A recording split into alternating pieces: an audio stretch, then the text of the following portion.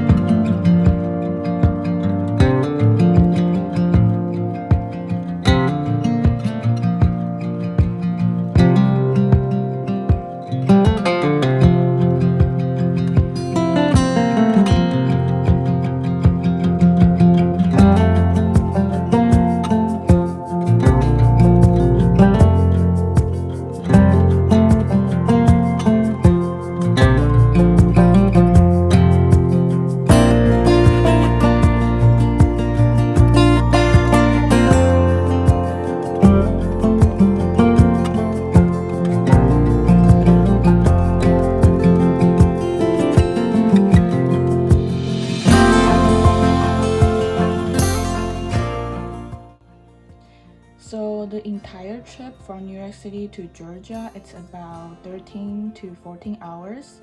So I wasn't trying to be super tired to drive it all at once. So I decided to stay in the middle around Virginia and Richmond area. So it's about 7 and 8 hours a day. And I booked a hotel that's cheap, and also I look for safety. That's good for me to just spend a night. And it was good. I was okay driving 7 hours, 8 hours a day. The hotel was a little bit sketchy, but the front desk people was nice. I think just the situation right now is kind of panic and chaotic. Everyone's just kind of scared. I think I was kind of scared. When you arrived at night, just stay in the room. I was on the phone with my friend and I forgot something, and I went to my car, and there was a guy saw me walking around kind of, so he said hi to me, and then I was kind of scared. But after that I just stayed in my room and it was so good. So I booked my hotel at hotels.com and it was about $39 a night. I think it was good for just spending the night during this situation. So there was a story about me renting my car. That was such a hustle. I hired a guy that's from TaskRabbit, which is a platform for people to hire guys, or you can do any sort of job like moving and carry stuff. You can go check it out. It looks like pretty reasonable price. So I was just hired a guy that's strong enough to carry all my boxes, luggages into the car. So I had like an appointment, and also I have like everything set up, the time, and I was about to pick up my car in the morning around like 9 or 10, and I booked with Avis. I don't know how to pronounce it. Avis, AVIS. And then it was about like $137 for a full-size car or something. And then when I spent $30 Uber. I think it was around like 20 minutes to the airport, which I didn't live too far from the airport, like LaGuardia. I spent $30 because during that situation, there's no sharing for Uber. So I have to book a car, like a minivan, and that driver's like was sitting all the way in the front, and then the middle seat was empty, and it was a seat belt that's doesn't allow you to sit anywhere near the driver for your safety and for the driver's safety. So I sat all the way in the back, which was kind of weird. But then, so the Uber was like really expensive during that time. So I spent $30 Uber to the airport. When I arrived to the rental car place, there was few people there, but the lady told me there wasn't any car left for me. Also, I told them that I booked already and then the car was ready, and then she was like, people was driving out of town, or they just doesn't want to return the car, and they just okay with to be charged by not returning the car on time. So I guess like people wasn't really care about being charged extra each day. So people was not returning the car for their own safety. So there was no car over there for me. And then the lady told me they don't know how much I have to wait. They can be minutes, they can be hours. I was so shocked because I appointment with the guy that's supposed to help me moving the stuff from my apartment to the car, and then I had an appointment already, and this situation just messed up all my schedule, and there's no way for me to just go back or whatever because my stuff is all packed. I was just sitting there, and then I can only pray, or like I have to spend another $30 to Uber back. Maybe the next day, like you're not even sure if there's a car the next day, even though they say they have car for you online, but when you go in person, there's totally different situation. They are telling you the people who working online on the customer service is not the same person working in the front desk. So they are not communicating with each other. So I just sat there and then really disappointed, really upset.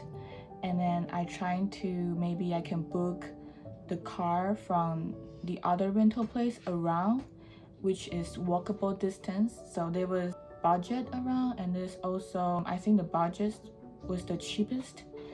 So I walked to budget, and it was like around 20 minutes walk, and it was so cold, and it was a little bit raining, and I was so cold walking to budget across the street. So I walked to the Enterprise first because it's closer, and I asked if they have any car left, but then the counter guy told me if I have any reservation, and I said no, and then he was like, no, there's no car left. Like I can see there's many people are still waiting on the line. It's the same situation that people were just like standing there like shocked, and then they were like, take any car that's available right now. And then so I walked to budget. I was like, yeah, I have a reservation, and the guy double make sure that I will have the car, and I talked to them, and I just walked during this cold and rain, and he promised me I'm gonna have a car. And then the counter guy was like, no, like he was like, oh, those people who was on the phone, it's not working with us on the counter, like it's different people. They have no idea what's going on in current situation at the counter right now. I was kind of pissed, and then but also like, you know, what else you can do. So I was like, okay, I'm not gonna walk back again. I'm just gonna wait here. That's the only thing I can do. So I sat there. I couldn't talking on the phone with my mom was calling me, my friend was calling me. They were all worried. After 10-20 minutes, the guy told me that somebody just returned an SUV, and then he asked me if I want to take it. I never drove a SUV before. I'm more comfortable driving full-size car or a regular normal size car, and I have to drive for 2 days. I'm not sure if I can take it, but he was like, if you're not taking this car, somebody else is can take it right now. So I have no choices. I took the car. I think it was about $223, which is alright for 2 days. I have no other choices. So I took the car. I recalled the guy who's gonna help me moving all my stuff, and he's really nice enough. Although I have to pay him extra, he's really nice enough to come back and help me moving. So everything's I'm feel really lucky, also really unlucky at the same time. After all my friend was worried, but then feel lucky enough that everything still on the track. I just have to start driving late, also arriving late, which is okay. And it ended up that car was perfect, that because if I chose the normal size or full size car, that I wouldn't fit all my luggages in my car, and that SUV just fits perfectly. I just feel everything happened really well. It worked out, and I feel really blessed. And thank you guys for watching my videos. And if you have any questions about renting a car during this time right now, maybe it can help you a little bit. And just, I know this is crazy. I hope my videos helps you, anyone who's trying to rent a car or moving during this time. Maybe it's too late to talk about this. It's been a while, but I just hope that everyone can stay safe and stay healthy. Thank you for watching.